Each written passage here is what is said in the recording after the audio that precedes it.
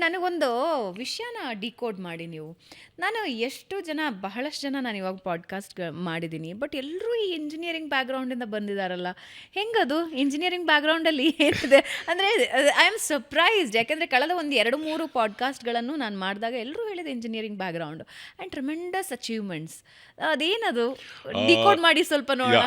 V engineers move the world.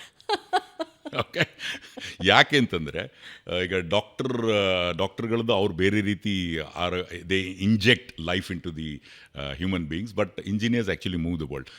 The professional ಯಾಕೆಂದ್ರೆ ಆಗ ಇದ್ದಿದ್ದು ನಾವು ಓದುವಂಥ ಸಂದರ್ಭದಲ್ಲಿ ಬಹುಶಃ ನಿಮ್ಮ ಹಿರಿಯರೆಲ್ಲ ಹೇಳಿರ್ಬೋದು, ಅವಾಗ ಇದ್ದಿದ್ದು ಎರಡೇ option. If you are considered to be bright and settle in life, either you go for engineering or medical.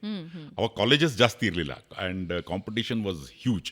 So ಚೆನ್ನಾಗಿ ಓದ್ಬಿಟ್ಟು I didn't want to go to medical, but my grandmother ಎಲ್ಲರೂ doctor ನೋಡೋಕೆ ಚೆನ್ನಾಗಿದೆಯಾ, doctor ಓದು ಚೆನ್ನಾಗಿರುತ್ತೆ ಅಂತಾರೆ. But I do not have interest. So ಆ ಕಾರಣದಿಂದ ಇಂಜಿನಿಯರಿಂಗ್ ಹೋದೆ.